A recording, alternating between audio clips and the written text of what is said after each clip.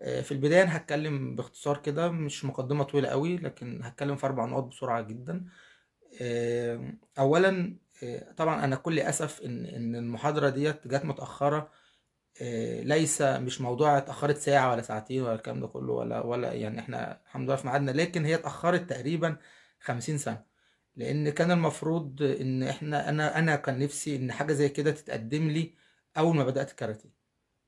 وكان نفسي ان حاجه زي كده تقدم لاي حد بيحاول ان هو يرتبط بالمجال. يعتبر دي اللغه بتاعتنا، يعني يعتبر الاسماء والكلمات. دي اللغه اللي احنا المفروض نستخدمها بينا وبين بعض، حتى كزمايل كممارسين كمدربين، زي اي مهنه زي اي حرفه. يعني اللي مثلا على سبيل المثال الطب مثلا، تلاقي الدكاتره واقفين بيتكلموا مع بعض بيستخدموا المصطلحات الطبيه اللي هي في النهاية ممكن ابقى انا واقف بينهم مش فاهم هما بيقولوا ايه، لكن هي مصطلحات خاصة بالطب يعني. ف... لكن احنا للاسف نيجي مثلا نقول المدرب تلاقي المدرب واقف بيتكلم مع المدرب بيقول له الحركة دي تعمل كده. يعني هي بنستخدم بقى الايه الكلمات اللي هي الشعبية بتاعتنا عشان نعبر عن الكلمات. وطبعا ده شيء يعني ايه انا منطقيا يعني مش مقبول. آه، هي دي لعبتنا وهي دي اللعبة اللي احنا اخترناها. ف يعني انا اتمنى ان انا لما اجي اتكلم يبقى ليا خصوصيتي، يبقى انا بتكلم مع المدرب قدام بتكلم مع زميلي قدام اللاعب في خصوصية بيني وبينه. يعني بقول له الحركة دي كذا، بقول له طبعا مش اسرار، انا مش بنقول اسرار، بالعكس دي اللغة اللي المفروض ان احنا كمان نورثها بعد كده لابنائنا او لتلاميذنا والكلام ده كله. ف... فهنقول يعني احنا الحمد لله ما لا يدرك كله لا يترك كله. برضو هنقول النهاردة افضل من بكرة. يعني هنبدأ النهاردة افضل من بكرة. حتى لو قبل كده اتأخرنا، بس يعني ان شاء الله يكون في ايه، في بعد كده محاولات اكتر من كده ان الموضوع ده يبقى معمم ويبقى هو الدارج قبل ما نبدأ اي حاجة. النقطة التانية اللي عايز اتكلم فيها اللي هي ان المفروض ان احنا يعني المحاضرة دي تكون في قبليها يكون في محاضرة تانية. ايه هي بقى المحاضرة اللي المفروض تبقى قبليها؟ اللي هي ازاي انطق الحروف نفسها. يعني ازاي انطق الحروف. انا لسه قلت من شوية ان الحروف المستخدمة في كتابة اللغة في كتابة كلمات الكاراتيه ما هياش حروف انجلش ولا حاجة. حتى لو انت كتبت مثلا زينكوتسو داتشي زد اي ان، زي ما انت هتقراها بتسمعها انجلش وهتكتبها كده، لا هو في الحقيقة الموضوع مختلف شوية. وعلى سبيل المثال مثلا احنا لو جينا لكلمة اوراكن، آه، لو الاوراكن لو الاوراكن هنطقها بالانجلش ما شاء الله تمام. لو الاوراكن هنطقها بالانجلش يبقى هنطقها يوراكن. وطبعا طبعا حضراتكم اعلم مني هي بتتنطق اوراكن. يبقى اذا هنا في اختلاف. اليو، حرف اليو في في الياباني بينطق او. يعني هو بينطق او. فعشان كده بقول ان كان في محاضرة، بس احنا ايه هنحاول نشتغل عملي زي المدرس كده اللي اتأخر عن الطلبة بتوعه في شرح المنهج او كده، فبدأ يستخدم الايه الامتحانات في ان هو من خلال الامتحان ان هو ايه يعرفهم المنهج ويديهم الجرامر ويديهم القواعد ويديهم كل حاجة كده مع الايه في وسط فان شاء الله يعني نحاول ان احنا ايه نغطي نقطة اللغة والقراءة والكلام ده كله من خلال الايه من خلال المحاضرات بتاعتنا. النقطة الثالثة وبالنسبة لي دي بصراحة النقطة المهمة جدا، انا يعني وحابب ان انا اراها عشان يعني ما اخطأش في اي حاجة. بقول انا لن اتدخل باي شكل من الاشكال في الامور الفنية. طبعا يعني ممكن تسمعني كده تقول طب هو جاي يتكلم في ايه يعني. خلينا ايه ما نسبقش ونقول. واتمنى كمان ان اي حد يجادلني او ان هو يتناقش معايا يعني او ينتقدني او كده يخليه معايا في جزئية اللغة اليابانية. طبعا ده هيخلينا بقى ندخل للجزء الرابع اللي هو الاخير في المقدمه بتاعتي النهارده. ان انا من المكان دوت انا احب اشكر كل الاساتذه العظماء اللي سبقوني وتعلمنا منهم، وكان لهم دور حقيقي في ان هم يحببونا في الفن دوت ويخلونا فعلا نسعى او نحاول ان احنا نبحث فيه اكتر وندور اكتر. ده شيء يحسب لهم. ومن اشهر الشخصيات اللي قابلوني الفتره الاخيره خلال مشواري كان الكابتن ابراهيم ابو طالب، الكابتن محمد سعيد والدكتور أشرف رجب والكابتن محمد طه. والكابتن شمس الدين صفواناتي برضو. الناس دول كان لهم السبق في محاولة نشر ثقافة الكاراتيه، يعني زي ما هو جه من اليابان. يعني الفكرة كلها ان انت لما تحب تنقل حاجة يبقى لازم تدور على المصدر بتاعها. مصدر الكاراتيه ياباني. في كلام بقى يقول لك اصل الكاراتيه، وبرضه كنا يعني دخلنا في المواضيع دي قبل كده وحاولنا ان احنا نسريها اكتر ونتكلم فيها اكتر. اصل الكاراتيه ايه؟ بس الكاراتيه اللي احنا بنتكلم عنه النهارده، الكاراتيه اللي بيمارس النهارده هو الكاراتيه الياباني. في كاراتيه تاني، في كاراتيه كوري، في كاراتيه في اليابان ومش ياباني اللي هو الاوكيناوا. كاراتيه ده كاراتيه برضو، لكن مش هو الكاراتيه اللي احنا بنمارسه دلوقتي. فلما نيجي نتكلم على الكاراتيه دلوقتي هنتكلم على الكاراتيه الياباني، يبقى بنشكر الناس اللي بتحاول تدور على المصدر بتاعه اللي هو الياباني بعيد عن اي تحريف. وطبعا عدم ذكري لاي حد ده مش تجاهل مني لا سمح الله. هو كل الحكايه ان الناس ديت هي اللي يعني قابلتني. الناس دي اللي قابلتني خلال بحثي انا. يمكن انا مهتم الثقافه اليابانيه من فتره طويله، لكن بدات ادمج ما بين الثقافه اليابانيه او اللغه اليابانيه وبين الكاراتيه من فتره قصيره. فبدات اكتشف في مشواري او اقابل الناس بقى، اعرف مين اللي بيدور، اللي بيجيب، اللي بيحاول ان هو يبثلنا معلومه من المصدر، ومين اللي ممكن يكون يعني بياخد الموضوع بشكل برضه مازال بياخده بشكل سطحي او كده. فطبعا واساتذتنا كتير وكثر، والمقام لن يسعى لسردهم او ذكرهم، او ان احنا نعبر لهم عن الامتنان عن اللي قدموا لي. هنقول بسم الله ونبدا في موضوع محاضرتنا النهارده اللي هو طريقه قراءه اسماء تقنيات الكاراتيه. صعب ان انا النهارده برضو عشان اكون يعني يكون العنوان اوضح شويه او يعني محدد اكتر. طريقه قراءه اسماء حركات الكاتا، حركات الحركات الموجوده جوه الكاتا. ولما اجي اتكلم عن حركه جوه الكاتا صعب ان انا افصلها، صعب ان انا اقول دي مثلا حركه على سبيل المثال مثلا الحركه الرابعه في الكاتا الاولى.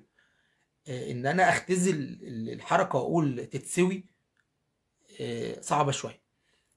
ليه بقى؟ لان هي الحركه جوه الكاتا مش منفصله، في قبلها حركه وفي مسار للحركه. ان انا قبل يعني انا قبل الحركه كنت واقف في موضع تاني وبتنقل لموضع اخر. يبقى اذا انا عندي مسار، انا مش واقف. انا بتعجب من الناس اللي ممكن تكتفي بان هي تتعلم اسماء حركات الكاتا من صوره. يعني يشوف صوره كده ومكتوب عليها الاسم، وحتى يعني بصرف النظر هو الاسم، يعني في ناس كتير بتكتب الاسم صح وكل حاجه، لكن انا ما ينفعش اختزل. انا ممكن لما اجي مثلا اسال حد مثلا اقول له اسم الحركه الاولى في الكاتا التانية، فهو طبعا بعيد عن ان هو هيروح ممصمص لي شفايفه ويقول لي ده يعني معلومه تقيله وحاجه صعبه ويهول لي الموضوع، وفي الاخر يقول لي دي حيوان اوكي. طب هو حضرتك ليه اختزلتها لي في حيوان اوكي؟ احنا خلينا مثلا، انا عايز مثلا اقول الحركة التانية هي الندين الكتا التانية، الحركة الأولى عفوا. الحركة بص يعني احنا يعني هيبان الموضوع تعقيد شوية في الأول، بس هو بعد كده إن شاء الله هيبقى سهل وهيبقى يعني سلس يعني. الحركة الأولى أنا بتكلم على حركة واحدة بس، الأولى في الكاتا التانية اسمها هيداري حيوان، هيداري سوكومين جودان يوكو أوكي. خلصت؟ لا ما خلصتش، ده كله في الحركة الأولى. ميجي زنوان هي تاي ماي يوكو كامي. تخيلوا، يعني انا عايز التفاعل بخصوص ان ده اسم الحركه الاولى في الكاتا التانية. احب اشوف تعليقاتكم على الاسم الجميل اللي انا قلته، ده اسم الحركه الاولى بس. طب ليه حضرتك اختزلتها لي في حيوان اوكي؟ ليه ما خليتهاش سوكومين اوكي؟ ليه مش خليتها لي مثلا يوكو اوكي؟ يعني ليه؟ هو ده دي المضلعة في الموضوع يعني. آه، فخلينا برضو نرجع تاني ونقول ان اسماء الحركات هي تعتبر الجزء النظري للبنقاي. البنقاي العملي اللي حضراتكم كلكم عارفينه، اللي هو شرح استخدام الحركة، يعني ان انت ازاي بتستخدم الحركة. ممكن استخدم الحركة، يعني ممكن كل خبير او كل حد ممارس ممكن يستخدم الحركة بشكل، او يحاول يوصلها لك بشكل معين في اطار معين، لكن لن تختلف اسماء الحركات. يعني اسم الحركة مش هيختلف في البنقاي في الشرح، مش هيختلف.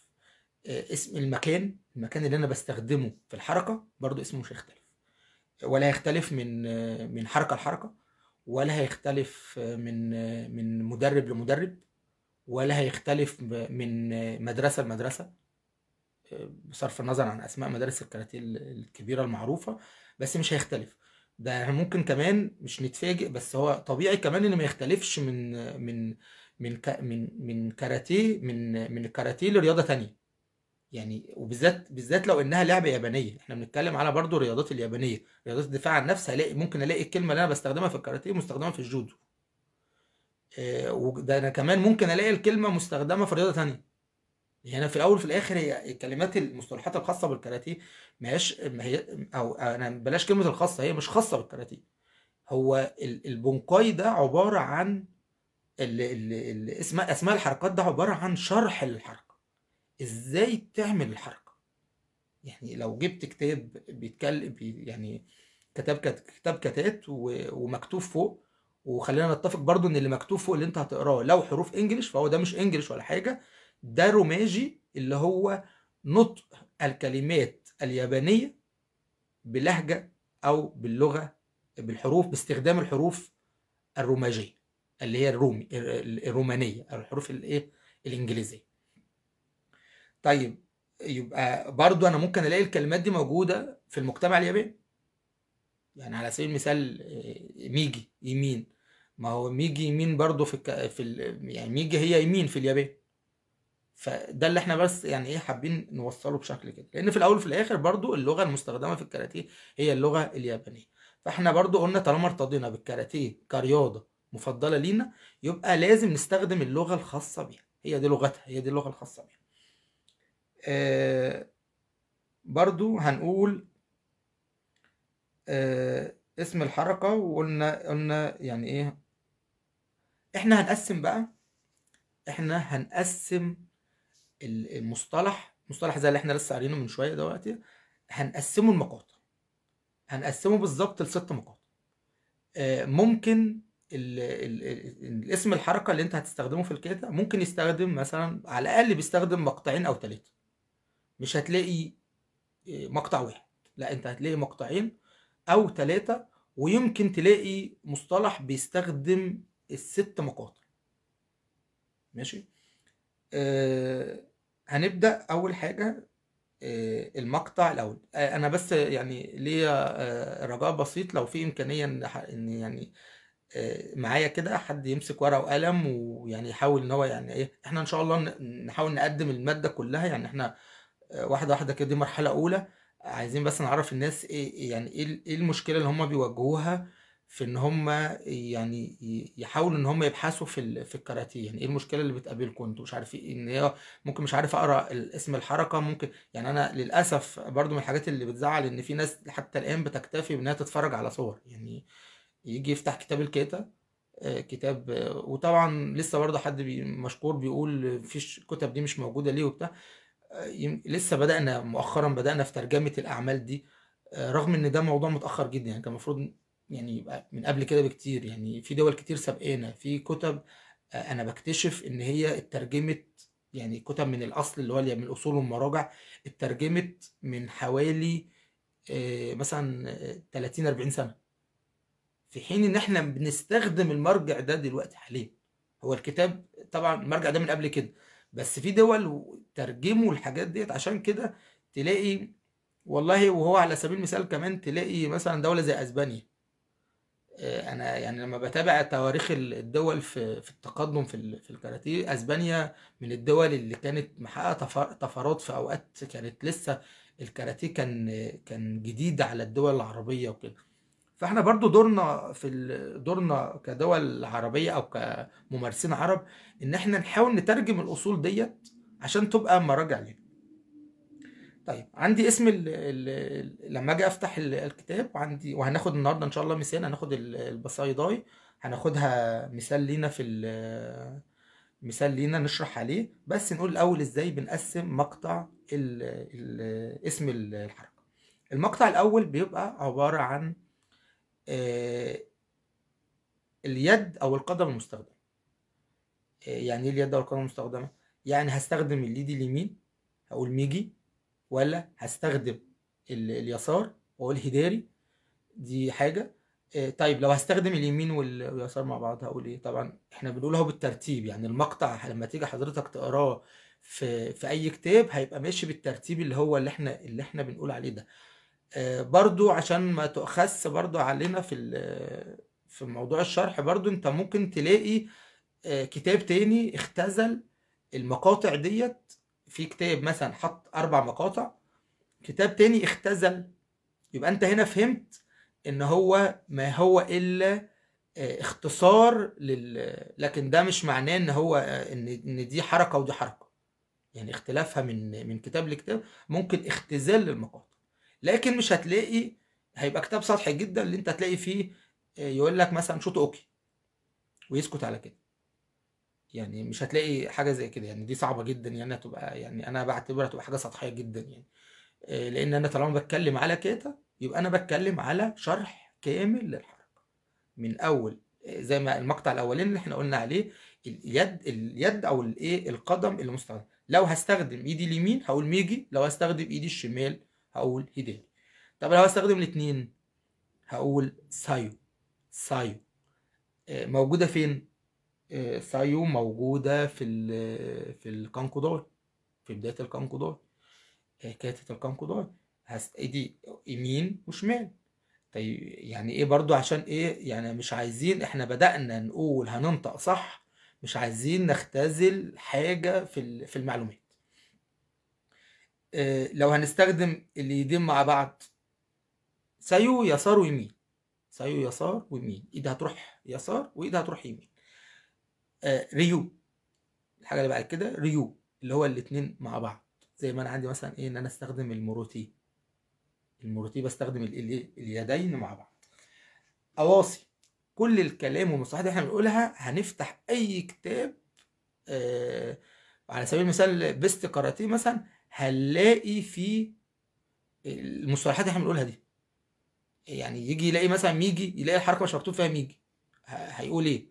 الحركة دي لا يمين ولا شمال؟ لا طبعا، في مصطلحات تانية بتستخدم زي ما احنا قلنا سايو اللي هو يسار ويمين، وعندي ريو اللي هو اليدين مع بعض، تستخدم ايديك الاتنين مع بعض. واواصي ان الايدين يبقوا مجتمعين مع بعض. وفي برضو كاسانيتا، كاسانيتا. وانا بحاول انطق بطريقه يعني، او يعني باجي عند يعني ايه، هنتكلم لما نيجي اتكلم في المصطلحات هحاول ان انا اعلي نبره الصوت شويه عشان ننطق، عشان ما نخافش من النطق. كاسا، كاسا كي اي اس اي، كاسا. ني تا، ماشي. في نفس اللحظه ايتان. يعني انا لو هستخدم ده الاتنين مع بعض في نفس اللحظه بصرف النظر عن اتجاههم بقول ايتان. يعني احنا برضو كل ده امثله، في حاجات ممكن تبقى اكتر من كده، واحنا ان شاء الله هنعمل حصر بكل اللي موجود في الكتات كلها. بس احنا يعني ايه بناخد كده ايه بس فكره عن المقاطع او مقطع اسم الحركه. تاني مقطع هلاقيه عندي بقى يقول لك انا عرفت يمين وشمال، بس انهي جزء هستخدمه في الجسم. فعلى سبيل المثال مثلا، وده من اشهر الاجزاء اللي هتلاقيها موجوده في الكتب استخداما، اللي هو الكن اللي هي القبضه. حضراتكم طبعا عارفين الكلام ده كله. القبضه كن. يبقى هنا لما يقول لي، عشان يقول لي القبضه اليمين هيقول لي ميجي كن، يقول لي القبضه اليسار هيقول لي هداري كن، عايز يقول لي القبضتين مع بعض هيقول لي ايه؟ ريو كن. يبقى انا ما شفتش هيداري وما شفتش ميجي، يبقى انا يبقى في حاجه بعد كده، في حاجه غيرهم، زي الامثله اللي احنا قلنا. في من ضمن المناطق المستخدمه برضه هنحاول، لان ده يمكن يعني اجزاء الجسم كبيره جدا، وانا ما يعني حاولت ان انا ما اكتبهاش كلها عشان خاطر الموضوع ما يطولش مننا. راحه اليد شو، لازم نفرق بين القبضه، هيقول لي كن، انما لما هفتح ايدي كده وهي مفتوحه، الكف ده بيسموه الكف اللي هو شو. ممكن الاقي ميجي شو، يبقى ميجي كن، يبقى انا فهمت. احنا ده كله عايزين نفهم لما نيجي نقرا الكلمات دي، نفهم ايه هي يعني، ما يبقاش بالنسبه لنا طلاسم، ما نتفرجش على الصور زي ما بيقولوا يعني. ميجي شو يبقى ايه؟ الكف، يبقى استخدم الكف وهو مفتوح، ميجي شو. وفي هيداري شو اللي هو بقى الايه؟ الشمال التاني.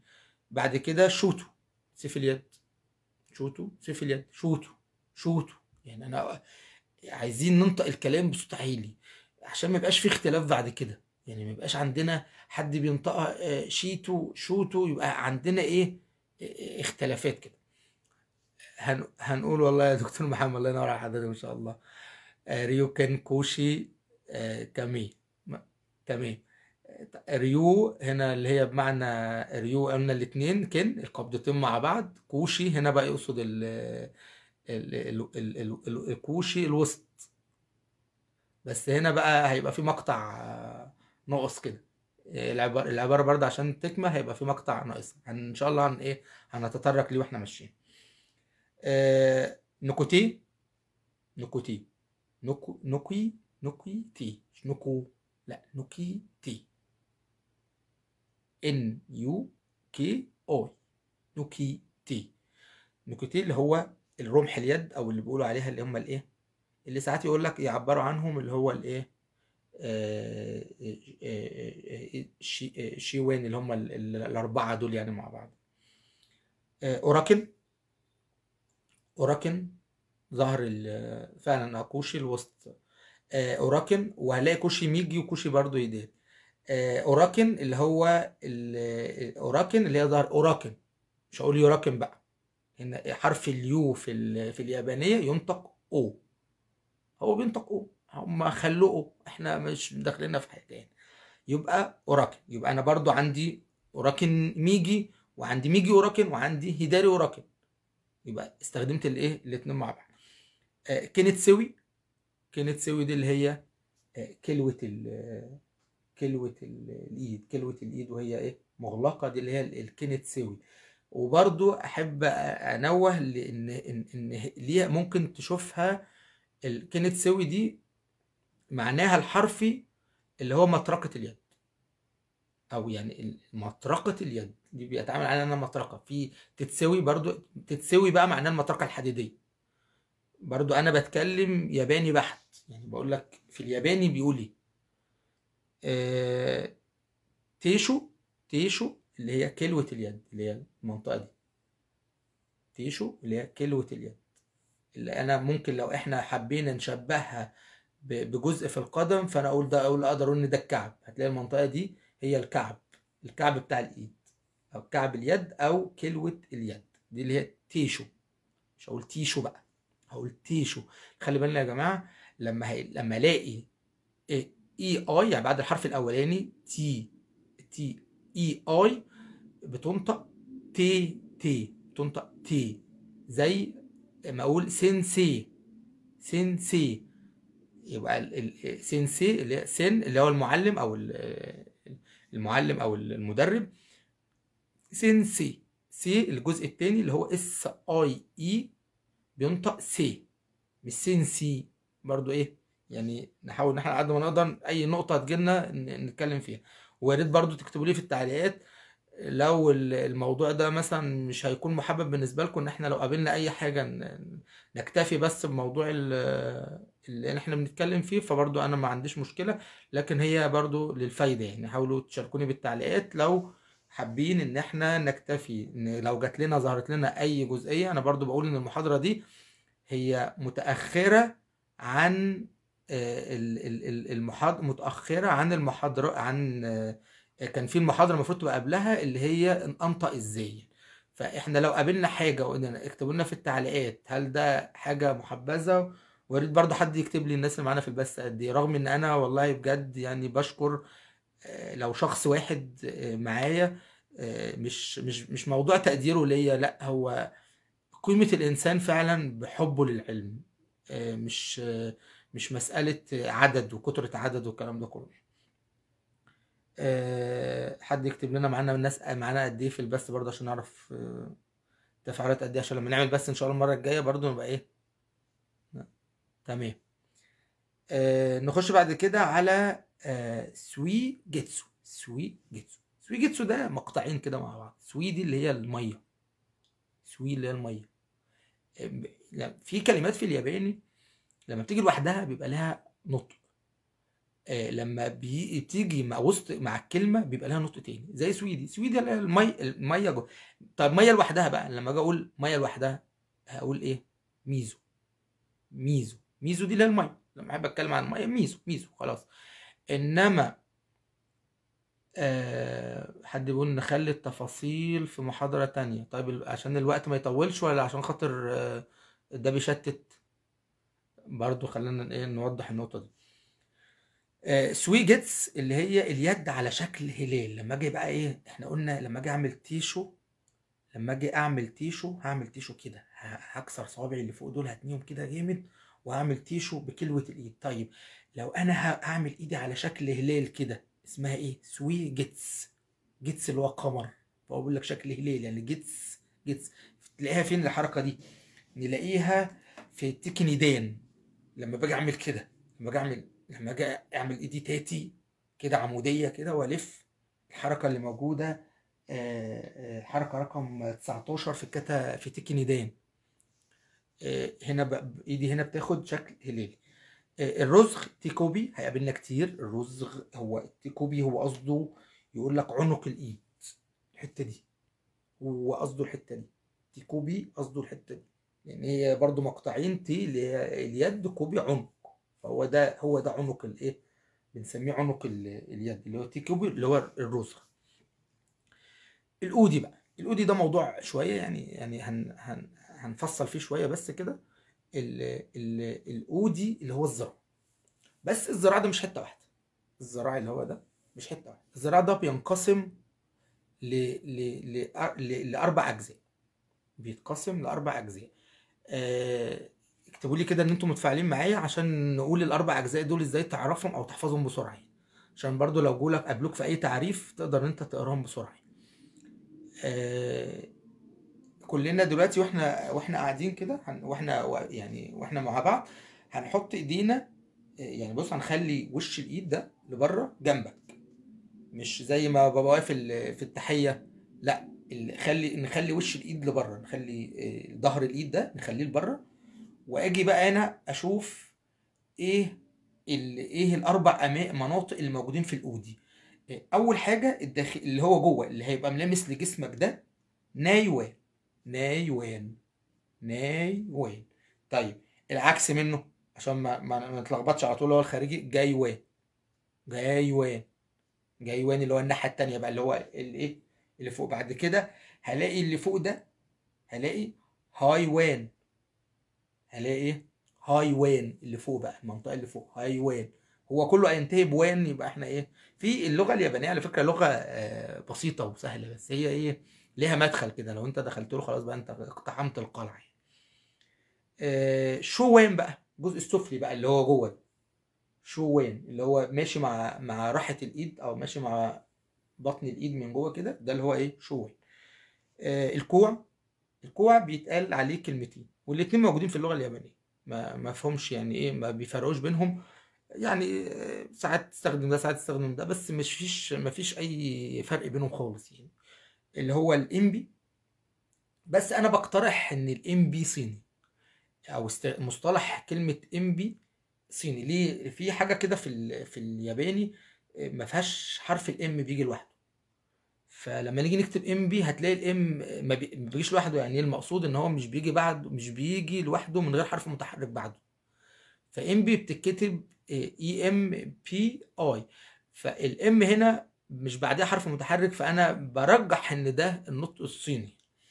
لكن النطق بقى اللي هو التاني اللي هو الهيجي، يبقى الكو عندي امبي وهيجي. سكوت وصف القدم، كاو الوجه. وهتحتاج الحاجات دي، انا مش بنشرح درس ياباني، احنا بنتكلم ان انت هتيجي تشرح يعني انت هتيجي تقرا اسم الحركه في كتاب، هتلاقي موجود كاو. فهتقعد بقى كاو ايه، كاو دي مش بقره، لا هي كاو الوجه، كاو الوجه والشين. الرأس أتامة، الرأس بقى كله، بقى الرأس كله من أول النخلة هنا، من الرقبة هنا، ده كله الرأس. فيوسي، فيوسي أسفل الوجه، يعني منطقة أسفل الوجه دي اسمها فيوسي. هنحتاجها، موجودة في حركة مشهورة جدا، موجودة في الكانكوداي. فيوسي هيقول لك ايدي هتيجي من هنا وانت طالع بايدك الاتنين، ايدي هنا بتطلع من اسفل الوجه، هيقول لك فيوسي اسمها. تمام تمام يا دكتور محمد، والله انا سعادتي بالغه بوجود دكتور محمد سعيد معنا والله. طيب احنا كده يبقى احنا قلنا اي حاجه من اجزاء الجسم دي مش هلاقيها موجوده لوحدها، انا هلاقي قبلها في يقول لي انها ميجي ولا هيداري. هيقول لي وبرده يا جماعه ما نلخبطش ما بين الجيم والجيم، دي حاجه ودي حاجه والله. جودان جودان دي كلمه ودي كلمه. جودان حاجه، مش هدخل برضو في التفاصيل. جودان حاجه وجودان حاجه. الجيم والجيم اللي هي نقول مثلا الجي والجي ده حرف وده حرف. فما اقولش هيجي، ما اقولش ميجي يمين، ميجي لا غلط. ما يعني خلينا نتفق ان لو غيرت حرف في اللغه اليابانيه انت زي النط في البحر كده بالظبط، يعني غرقت، انت رحت في حته تانية خالص. يعني الناس اللي غاويه جوجل ترانسليشن مجرد ما يغير حرف كده يلاقي ده ايه يا جماعه، في ايه يا لهوي، كلمات غريبه كده، يلاقي حاجات غريبه يعني. فهنقول يبقى احنا هنقول ميجي. احنا المقطع الاولاني هو الايد المستخدمه، قلنا ممكن الاتنين مع بعض، ممكن بعد كده الجزء المستخدم، ماشي. تالت مقطع هيبقى عندي مسار الجزء ده بقى، الجزء ده هيمشي ازاي. وخلي بالكم عشان هيقابلنا مسارين في المقطع، مسار خارج من عندك، ماشي، ومسار رايح للخصم عند الخصم. خلي بالكم من الموضوع ده يعني، وممكن يبقى مسارين والاتنين في عندك، يعني المسارين عندك، يعني هو هيقول لك انت من كتفك ده لكتفك ده، فهو هيمشيك عندك برضو يعني. المقطع التالت اللي هو بقى في ماي الامام، الجانب، عندي جانب. وفي المقطع التاني دوت ممكن تلاقي قبله برضو مقطع اولاني. تقول لي ازاي؟ زي ما الدكتور محمد تفضل من شويه وشرح لنا حركه. في حد مش عايز تفاصيل يا كابتن عبدو سيد، في حد مش عايز تفاصيل، فاحنا هندخل في موضوع. احنا عاملين درس كل جمعه بنقول الفرق بين الكلمات بالذات الكلمات المتشابهه يعني. فهنحاول برضو ان ايه، ان احنا لو قابلتنا حاجه نحاول ان احنا برضو نوضحها يعني. اتمنى الوقت ما يسرقنيش. عندي يعني انا لما اجي اقول ميجي كن، ميجي كن القبضه اليمين، واجي اقول بعد كده سكومين جانب. بس اني جانب بقى مضطر ان انا قبل المقطع التالت ده احط برضو الكينونه بتاعته، هو يمين ولا شمال. يعني مثلا اقول بس مش في كل المسار التالت، يعني مش في كل المقطع التالت. الماي خلاص، ماي معروف انها يعني ماي، مفيش ماي يمين وماي شمال. لكن لما اقول سكومين بقى، سكومين، وسكومين يا جماعه مش حركه، عشان بس لما يقابلك سكومين ممكن تلاقي سكومين اوكي بقى وتلاقي كده تلاقي، لكن سكومين معناها جانبا بس. طالما جنب بقى ممكن الاقي جنب اليمين، ممكن الاقي جنبي اليسار، ممكن الاقي ميجي، وممكن الاقي ايه هيداري. بعد كده عمودي تاتي العمودي ما فيهوش، ممكن العمودي ممكن عمودي من فوق، عمودي من فوق لما انزل بالهيجي كده عمودي، ماشي، مش هيبقى فيها ايه يمين وشمال. الكتف الكتف الكلمة دي سهلة جدا، ممكن نحفظها على فكرة بسهولة جدا. كتف معناه كاتا. كتف معناه كاتا في اليابان، كاتا. وزي ما بتتكتب كلمة كاتا بس في الروميجي. انما لما هندخل في الكانجي بقى، في طريقة كتابة تانية، في طريقة كتابة من كتابة الياباني، لا ده شكل وده شكل خالص. فخلينا في الكتف كاتا. الكتف كاتا ماشي. برضو هلاقي كتف يمين، كتف يمين وكتف ميجي وهيدير، هلاقي ميجي وهيدير. الصدر موني. موني. موني الصدر، مش هلاقي صدرين بقى، هو صدر واحد. الكوشي اللي هو الوسط، هلاقي كوشي يمين وهلاقي كوشي ايه. فعشان كده لما يجي اقول سوكومين يبقى لازم قبليها اقول ايه، ميجي ولا هيديري. ماشي. لما اقول كاتا كتف لازم اقول ميجي ولا هيديري. لما اقول كوشي لازم اقول ميجي ولا هيديري. دي النقطه اللي كان الدكتور محمد وقلنا ايه دي هتبني. في عندي بقى اوتوشي سكوت. لما اجي اهبط بحاجه سكوت اوتوشي، اللي هو احنا قلنا التاتي دي ممكن تبقى اوشي يعني اوتشي اوتوشي. اوتوشي اللي هو ايه حاجه هابطه. والامثله هتبين اكتر من ندخل ان شاء الله في الكتات. الامثله هتبين اكتر وهتخلي الموضوع سهل وواضح جدا. كتري نانامي. نانامي اللي هو الكتري. نانامي كتري، حاجه كتر زي ما حضراتكم عارفين. مثلا لما اجي اطلع كده بايدي قطر، اعمل قطر. مش بطلع بشكل عمودي ولا بمشي بشكل افقي، انا بعمل قطر. القطر نانامي وهتقابلنا وهتقابلنا. انزال، انا بنزل من فوق، زي مثلا الجيون. بنزل من فوق اهو، انا بجمع من هنا او راسي مجتمع فوق اهو وانزل افتح. الانزال ده اسمه اوروسو. اوروسو. اوروسو. لما الاقي حرف اليو يا جماعه ما ضموش قوي. كانكو، لا غلط. كانكو. كانكو واسكت خلاص. زي زينكتس. زينكتس ما طولش. دي مهمه جدا، لان الحرف اللي بيتضم كده الاو. يعني انا قلت او. لو لقيت سلاش كده، لقيت شرطه كده فوق اليو، بطول فيها شويه. يعني لما الاقي فوقيها شرطه ابقى اطول شويه، زي مثلا وبرده في الاو برده لما نلاقي شرطه، ده مد، ده المد في الياباني. يعني لما الاقي شرطه ابقى اطول شويه. يبقى دي بقى قلنا الاول حاجه بس عشان نعمل دمج كده في الموضوعات. اول حاجه يمين ولا شمال. المسار ده المقطع الاول. المقطع الثاني الجزء المستخدم. المقطع الثالث قلنا يمين ولا شمال. طبعا برضو خلينا متفقين ان ممكن ما يبقاش في الاسم الحركه. ممكن اشيل مقطع، ممكن اشيل اتنين، ممكن كده يعني. ممكن الاقي الستة كلهم موجودين في مكان واحد. المقطع الرابع هو بقى المنطقة المستهدفة من الخصم. احنا قلنا عندنا مكانين. مكان من عندي انا اللي خارج منه الحركة كوشي، مثلا زي الكوشي، زي الوسط مثلا عند الكاتا. احنا قلنا الحتة ديت.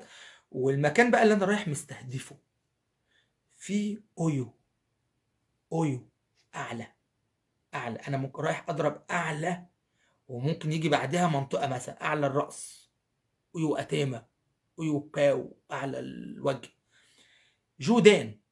جودان العلوية. الكابتن اللي كان لسه بيسأل على جودان، وجودان اللي هي العلوية، المنطقة العلوية. المنطقة العلوية، الجزء العلوي. حدد انت بقى الجزء العلوي كده. جيدان براي بدل جيدان. حد بيقول لو قريتها جيدان براي بدل جيدان براي، مش فاهم قصدك. جيدان براي بدل، لا في فرق.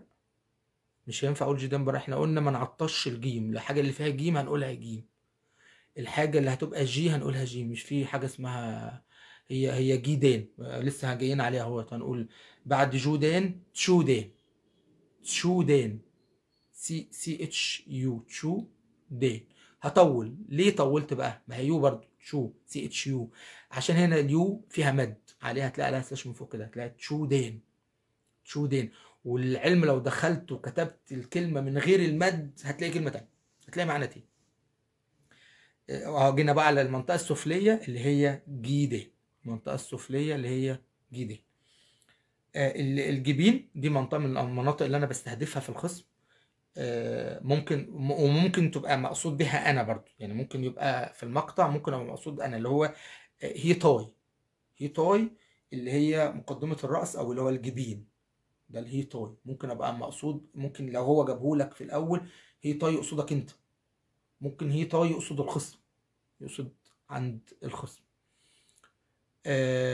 بعد كده في مقدمة الجسم. مقدمة الجسم بقى هنا مش يقصد بقى الوش، مقدمة الجسم، مقدمة جسمك كله كده، اللي هو يعني ايه، مقدمة الجسم بتاع اللي قدامك، بتاع الشخص اللي قدامك، اللي هو تاي سي، تاي سي، تاي سي. اسفل البطن اللي هو كافو كوبو، كافو كوبو، كافو كوبو. برضو مش هطول في اليو اللي في الاخر عشان خاطر مفيش عليها مد. يبقى نرجع تاني بسرعة كده ونقول المقطع الأول هو اليد، ميجي، هيداري، ريو مع بعض، الكلام ده كله. المقطع ده الأولاني. المقطع التاني اللي هو المنطقة المستخدمة، كن بقى هستخدم كن، هستخدم شوتو، هستخدم شو إيدي، هستخدم الأوراكن، هستخدم التتسوي، تيشو، يعني المنطقة اللي أنا هستخدمها.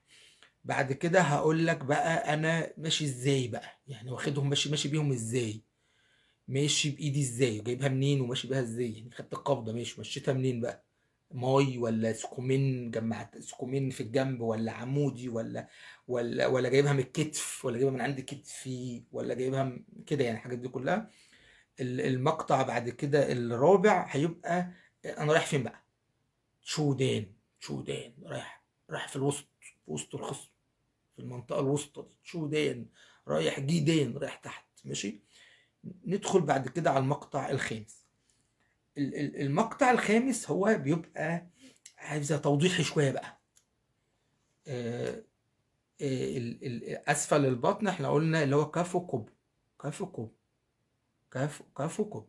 واحنا مع بعض ان شاء الله، اي حد يعني يحب يسال عن، يعني احنا لنا يعني تواصل مع بعض خلال الاسبوع، الناس اللي معانا على صفحه كاراتيه بالعربيه، تواصل خلال الاسبوع كله، اي حد بيسال اي حاجه يعني في التعليقات مفتوحة، وهنجاوب عليها إن شاء الله، ولو على الخاص برضو يعني أي حاجة إن شاء الله متاحة يعني.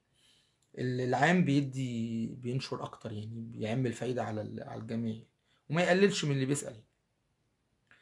آه بعد كده احنا قلنا بقى أنا حابب بقى إيه، أوضح أكتر أنا ماشي إزاي بقى، يعني توضيح إيه أكتر، اللي هو بقى اللي ممكن أستخدم الجزء دوت. الله ينور، ما شاء الله كابتن احمد، ما شاء الله عليك، حلو جدا الكلام ده. الجزء اللي بعد كده بقى انا ايه ماشي يعني وانا بقى رايح للتشودان ده رايح ازاي. هو قلت مكمل للمقطع الخامس، مكمل للمقطع الرابع. انا رايح تشود ازاي، اول حاجه اتجاه ني، لو لقيت اتجاه يبقى انا رايح اتجاه ني تشودان، ني رايح ناحيه الايه، تشودان الوسط.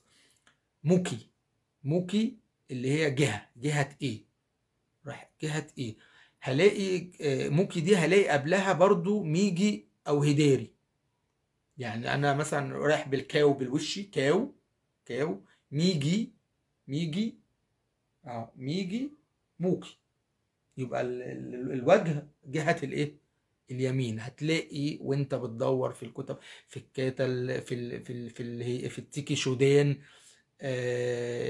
يعني انا بصراحه التيكي شودان لقيت فيها حاجات كتير قوي من المصطلحات اللي الواحد بيستخدمها يعني. هيقول لك في كلمه في سطر كده كاتب لك كاو، كاو، ميجي، موكي. الكلمه دي سمعتها قبل كده، ما اعتقدش. انا كنت اول مره يعني، انا يعني الكلمات موجوده، لكن ان هي بقى ان هي يشرحها كده في وسط الكيتا، لا كنت لسه شايفها امبارح. فهيقول لك ميجي وهدان.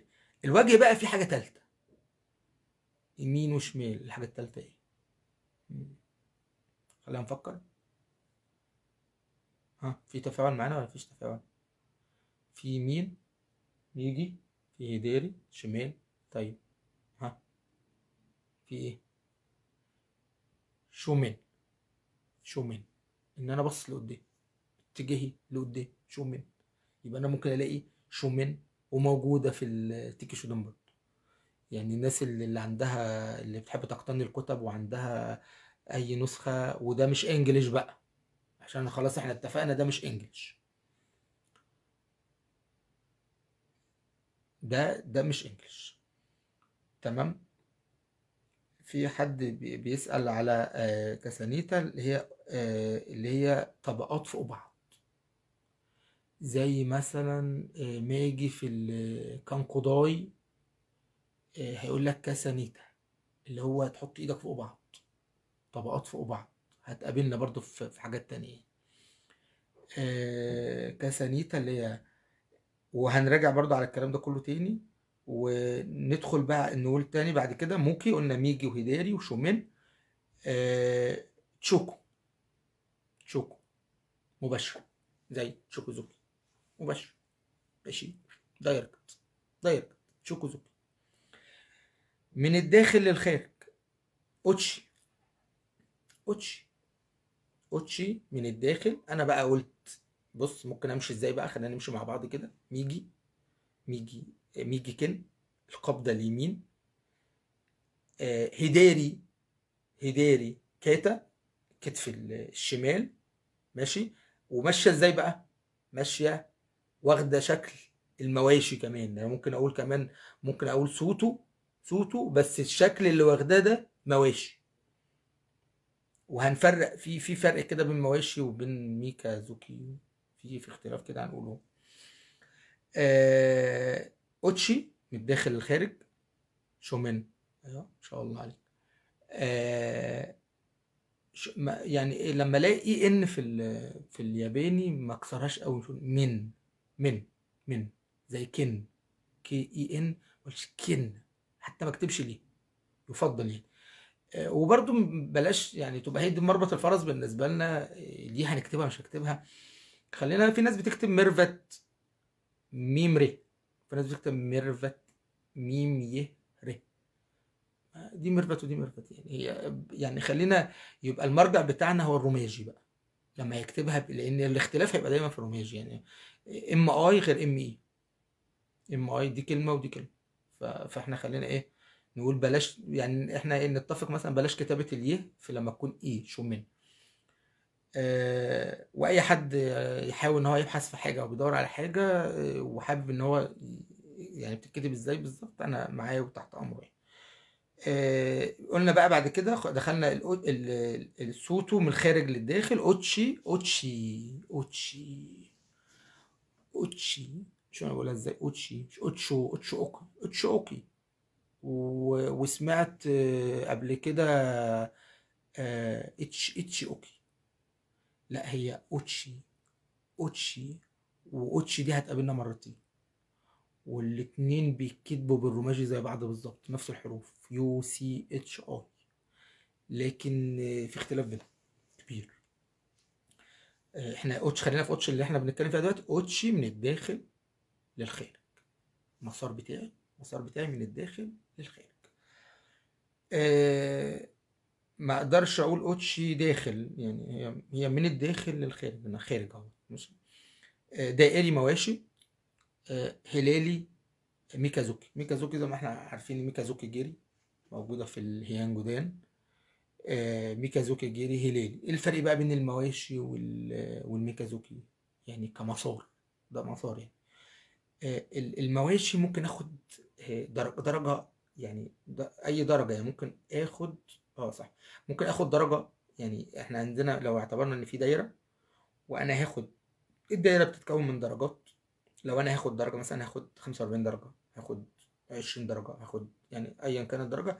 فانا خدت نسبة من الدايرة، فخدت انا كده الايه، المواشي. لو حتة صغيرة خالص كده انا عملت كده مواشي، انا عملت كده مواشي، يعني ايه، حتة صغيرة يعني. انما الميكازوكي اللي هو الهلالي هياخد تقريبا بقى، تقريبا نص شكل الهلال اللي هو نص دايرة. هياخد يعني 180، المفروض دايرة 360 هياخد لك 180. ده اللي هو الهلالي الميكازوكي. العكسي جياكو، كنا برضو اتكلمنا في الحتة دي. فرق بقى بين كياجي وجياكو، جياكو، جياكو اولها جياكو، جياكو، جياكو زوكي. جياكو زوكي هنا جياكو، بس عفوا جياكو، بس كلمة جياكو يعني عكسي. طيب انا لما اقول جياكو ما ينفعش اقول جياكو لما اعرف الحركة رايحة فين، لما اعرف الحركة رايحة فين. يعني انا حاطط القبضة هنا في الكوشي في الجنب. لو انا واقف زنكوتسو داتشي اللي هو الوضع الارتكاز الامامي، واقف على رجلي اليمين، وحاطط وحاطط ايدي اليمين اللي كان ميجي كن حاططها في جنبي. لو رجعت لورا، برجلي اليمين بقت جياكو، لو انا بقى طلعت لقدام، لو انا الكن برضو موجود اخش كده، بس انا طلعت بقى لقدام كده بس ما رجعتش يبقى هنا الكياجو ما اقدرش احددها الا في الاخر. الجياكو ما اقدرش احددها الا في الاخر. افقي، سوي هي لما هتكون افقيه اللي هو كده بقى، افقي، الحركه افقيه كده، افقي اللي هو سوي هي HEI، مش هي بقى ولا هي ولا اي حاجه، يعني هي. نعرف كده اي حرف تلاقيه بعد بعديه اي تنطق ايه. لذلك ما اقدرش اقول كاراتيه، لا، هي فيها اختلاف شويه. ممتده نجاشي، لما اعمل امتداد الحركه نجاشي. زي عندنا هتلاقي الحركه في الكتا مثلا اللي هنا الكتا في الكتا التانية هلاقي نجاشي اوكي. النجاشي دي هتطلق على اي حاجه هتمتد. انا ممكن امد الصوت شويه، الصوت اهي مديتها شويه بقت نجاشي صوت. لو انا حبيت امدها شويه، لو هو دفاع، لو هو اوكي بس انا بدافع، فانا هقف هنا دخلت جوه شويه، مثلا زي لما بنزل الحركه اللي هي بتاعت الكتا الخمسه، لما ادخل هنا بايدي عند الكتف هنا اهو، يبقى ده اوكي، بس انا عملت له نجاشي، عملت له امتداد شويه. ونو باسو برضو امتداد، نفس النو باسو برضو ليها معنى، بس امتداد بيبقى ايه امامي شويه. يتأرجح بقى، يعني يغير ما بين، زي مثلا في الكانكو داي لما اجي اطلع ايدي كده، اطلع ايدي وما تلحقي واروح مبدل ايدي، ان انا ايدي طلعت وراحت اتبدلت على طول، ده اسمه تأرجح، اسمه فوري اجي، اسمه فوري اجي. نيجي بقى للمقطع الاخير، المقطع السادس، وده المقطع المشهور قوي اللي هو بيحدد الهدف من المقطع كله. انا عايز المقطع ده في ايه، بعمل بيه ايه؟ هل هو اوكي كي اي كي اوكي كي دفاع، ولا تسوكي، ولا تسوكي ضربة، اللي هو لكمة تسوكي. طيب هي تسوكي ولا زوكي؟ انا نفسي يبقى في تفاعل بقى، الموضوع يسخن شوية. هي تسوكي ولا زوكي؟ يعني في ناس يقول لك اوي تسوكي، وفي ناس تقول لك اوي زوكي. جياكو تسوكي ولا جياكو زوكي؟ حد هي مش، عشان ما نطولش عليكم برضو، تسوكي هي زوكي، الاتنين واحد. بس احنا قلنا في اول محاضرة كده، لو الناس متابعة معانا، ان في بعض المقاطع لما احطها في وسط الكلمة بتاخد نغمة تانية، بتاخد صوتين. فهي تسوكي هي اللكمة كلكمة، زوكي هي اللي بتتحط لما اجي اقول اوي زوكي، لما اجي استخدمها بقى، زي كيكي زوكي، كاجي زوكي، لما اجي بقى استخدمها تبقى زوكي. انما لما اجي اتكلم على الضرب اللكم نفسه هقول تسوكي. ماشي. ضربة اوتشي، الفرق بين تسوكي واوتشي ده ممكن تلاقيه في، بلاش انا قلت مش هتكلم في حتة فنية، فممكن تلاقيه بقى في شرح الاساسيات. اوتشي ضربة، اوتشي بقى هنا ضربة لما الاقي الكلمة في الاخر ما هوش اتجاه، ما بقاش بقى من الداخل للخارج، ما بقاش من الداخل، ما شاء الله عليكم، ما بقاش من الداخل للخارج. هي اوتشي، وهي هتلاقيها هي ممكن تلاقي اوتشي في نص الكلام، وتلاقي اوتشي في اخر وتلاقي اوتشي في اخر الكلام. هنا بقى الفرق بقى، اوتشي اللي هتيجي في الاخر هو بقى المعنى المقصود. وعلى فكره اللغه اليابانيه كلها بتتميز بموضوع ان الهدف المقصود من الله ينور على حضرتك دكتور محمد، برضو اشار لي حته كويسه. تسوكي وازا، هو هنا لما بيجي بيتكلم عن بشكل عام يبقى انا هستخدم تسوكي فعلا، هتستخدم تسوكي وازا. ولو قلت تسوكي وازا برضو مش بتبقى يعني ايه اختلاف كبير، بس اقول تسوكي وازا مفيش مشكله. هنا ضرب يبقى نرجع للحته اللي كنا بنقولها. في الياباني تلاقي دايما مضمون الكلام او المقصود من الكلام في الاخر، وده سبب انك تلاقي اليابانيين محترمين يعني مؤدبين جدا كده في الكلام، وانت بتتكلم معاهم تحس ان هم مؤدبين جدا. ويسمع لك، يعني تيجي تتكلم يستنى لما تخلص كلامك. يعني لما تيجي تسمع، يعني يجي يابانيين بيتكلموا تلاقيه قاعد لما التاني يخلص كلامه. انا لما بحثت ورا الموضوع لقيت ان هو مضطر ان هو ينتظر الاخرين، يعني هو مش بمزاجه. يعني هو ممكن يقول له الجمله ويجي في الاخر يروح قايل له قا. يعني هو عم بيقول له الجمله، هو قال له الجمله كده كلها، فقال له الجمله وسكت. خلاص جمله، هو بيعرفه حاجه ده، يعني ايه جمله خبريه. راح جاي في الاخر بعد ما خلص قال له قا، قلب الجمله الخبريه لسؤال، قلب الدنيا. مم، آه ب... ب... قلب الدنيا خالص. يعني هو قال قا بقى سؤال، يعني كوروما سينسي، كوروما نو سينسي، يعني دي سياره الاستاذ. وبعدين قال له قا، قال له يعني الاول كان بيقول له جمله، فالتاني بيسمع قال له قا، قال له يعني اتقلب بقى سؤال، بقى يقول له بقى هاي ايه، يعني هي سياره الاستاذ دي العربيه بتاعته ولا مش عربيته.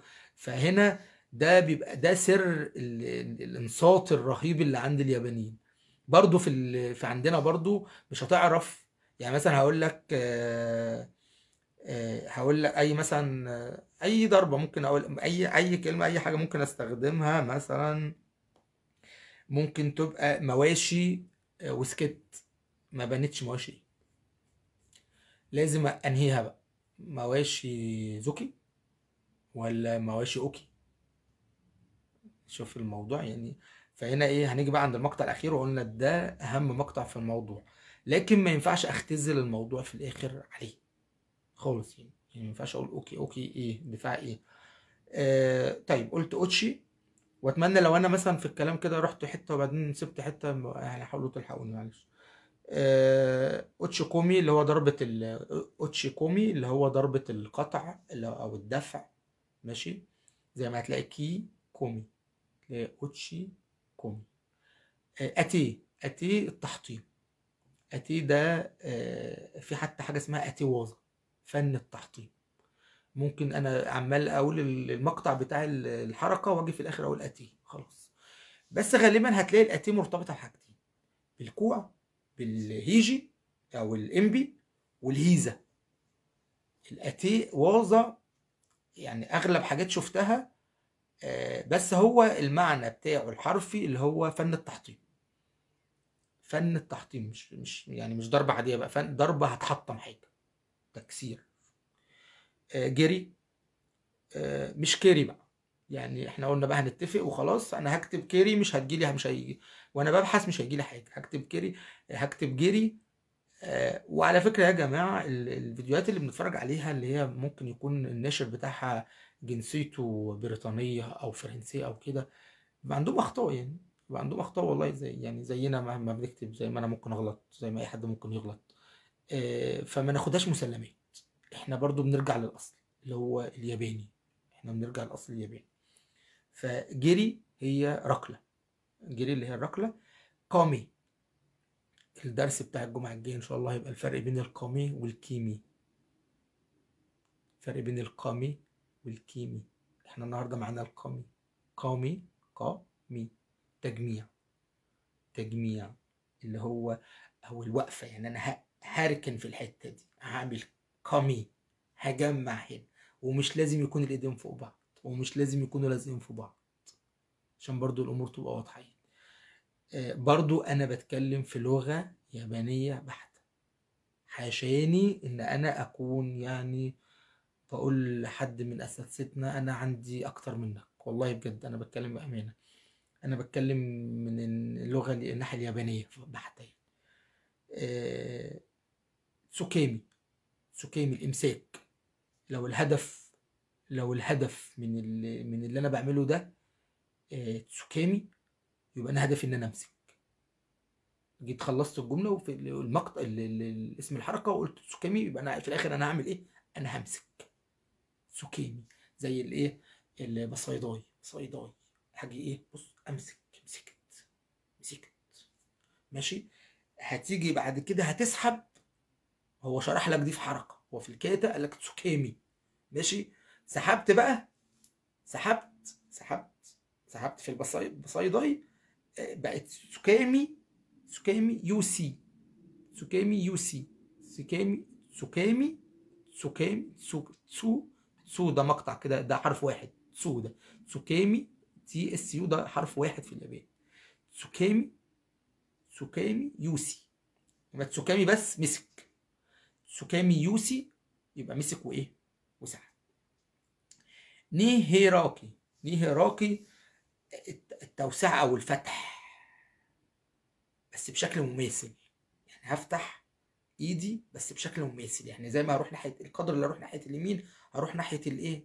الشمال، ناحيه ميجي هيديري، الاثنين بشكل مماثل. ني سورو، ني سورو، نو ني سورو، ني سورو اللي هو يتطابق بشكل جيد، يتطابق بشكل جيد، يعني هيبقوا لازقين في بعض. لما اجي اقول في اول حركه في البصيداي ني سورو، يبقى متطابقين في بعض، ما ينفعش اعمل كده، متطابقين. هيقول لك شو مع التكوبي، مع التكوبي، مع الايه؟ مع الرزغ ده، هيقول بص تحطهم لي فوق بعض متطابق. ني سو. احنا يا جماعه والله لو قرينا صح هيغنيك عن شرح فيديوهات كتير قوي. يعني بلاقي حد راح، يعني راح دفع مبلغ في دورة، وجي الخبير مشكور يعني قال له ايدي هتيجي من هنا من يمين من ناحية الشمال وهتمشي كده ومش عارف هو عمل ايه، هو مشكور شرح لك الحركة. ما الكلام موجود في الكتب، موجود في الكتب اسماء الحركات، يعني على سبيل المثال ومش الحصر عشان ما حدش يقول شوتوكان وشتري والكلام ده كله. بيست كاراتيه، وقلنا اتفقنا ان كل المدارس واحد، ده ياباني وده ياباني، ده ياباني وده ياباني. ممكن يكون اللي هو الشتيريو بتاع مابوني كونوا، رغم ان مابوني كونوا والاساتذه دول مش هم يعني هم ده اسلوبهم، لكن هم ما اسسوش مدارس يعني. الشتيريو هتلاقيه احتفظ بالصيني، هو مش عنده حركه، مش حاجه جديده. فوناكوشي لما راح اليابان ونقل الكاراتيه الصيني او اللي بينطق بالصيني لليابان، اضطر او مش اضطر، هو فضل ان هو يستخدم المصطلحات اليابانيه، فخلى بينان شو، خلى بينان هيان، خلى بينان هيان. انما فوناكوشي لعب بينان في كتاب سنة 1926، فوناكوشي لعب بنان شودين، بنان شودين، ليه صورة في الكتاب ومكتوب فوقيها بنان شودين، لاعب بنان شودين. يبقى الناس اللي بتقول بقى على فوناكوشي ان هو شوتوكين، موضوع بقى معقد شوية. يبقى يتطابق بشكل جيد، قلنا نيس يورو. هيبقى في تراكب او تداخل، كاسانيرو، كاسانيرو في تداخل في الايد، في تداخل مش موضوع بس يعني ايه، في تداخل في الايد. تقاطع كوسة، تقاطع كوسة، تقاطع كوسة، كوسة زي تقاطع الرجل كده، بس احنا برضو ما بنتكلمش على الاوضاع، احنا بنتكلم على الحركات اللي فوق. الاوضاع محدوده جدا، محدوده على فكره، يعني لو جينا ممكن نمسك كتة كامله نلاقي فيها 3 اوضاع، 3 وضعيات، فاحنا مش بنتكلم يعني، محدش هيلاقي في وسط الكلام في الاخر داتشي، داتشي ده وضع خلاص، هو بس تحت، تحت ان في الجزء اللي تحت بتكلم على الجزء اللي فوق. يوري آشي، برضو نهاية الحركة، احنا بنتكلم المقطع السادس في اسم الكاتا، ده الهدف منه هو نهاية الحركة او الهدف من التقنية اللي انا بعملها دي. فهلاقي يوري آشي. طب فين يوري آشي دي؟ بلاقيها فين؟ يوري آشي دي بلاقيها بعد كانت سوي اللي انا نزلت بيها في ال كويس ممتاز. العبور، كوسة معناها العبور. آه كلمة سوي اللي نزلت بيها في البصايداي، كلمة سوي اللي هو بإيديا الاتنين، ريو بالاتنين كلمة سوي. لما باجي اطلع بقى الاويدزوكي لقدام، لما باجي اطلع الاويدزوكي دي بزحف، فيها زحف. يبقى نهاية الوضع ده فيه ايه؟ نهاية الحركة دي فيها ايه؟ زحفة. يوري ايشي، يوري ايشي. ماشي. آه الثلاث مصطلحات اللي جايين دول خدوا مني مجهود رهيب والله بجد. ماشي يا كابتن احمد، ان شاء الله الحلقة تتسجل واتمنى نكون افدناك. وبالتوفيق ان شاء الله بكرة. حاجة اسمها سونو ماما، حتى ادور على سونو ماما ديت عملت لي دربخه في دماغي شويه. سونو ماما دي مقصود بيها ان انت هتبقي على الشيء. سونو ماما هو هتبقي على الشيء. يرعش انزلاق، تمام، او زحف انزلاق، تمام. سونو ماما هو ان انت هتبقي على حاجه. هبقى على ايه بقى؟ عندنا 3 ابقاءات. البقاء الاول سوني ماما نو تاي سي. تاي سي ده الابقاء، الابقاء على وضعيه الجسم كله كما هو. الله ينور عليك. كابتن اياد. ان انت هتبقي على وضع الجسم كله. انا هشيل الجسم زي ايه الحركه اللي هي فيها ايه، ان انا هتنقل الجسم كله زي ما هو، بالايد بالوش، ابقاء على الايه، على الوضعيه اللي انت فيها كامله كده. جوتاي سونو ماما. جوتاي سونو ماما. جوتاي اصلا احنا كنا عدينا عليها لاعلى الجسم، احنا عدينا عليها واحنا بنتكلم. جوتاي اعلى الجسم، اعلى الجسم اللي الحته دي كلها. لكن احنا قلنا الجبين ده حاجه تانية، انما جوتاي اللي هو ايه، اعلى الجسم كله. لو انا هبقى يعني مثلا بعمل حركه، انا واقف هنا مثلا على سبيل المثال مثلا في الكانكوداي، وطالع اضرب ماي جري. اثناء ما بضرب الماي جري دي حركه تانية.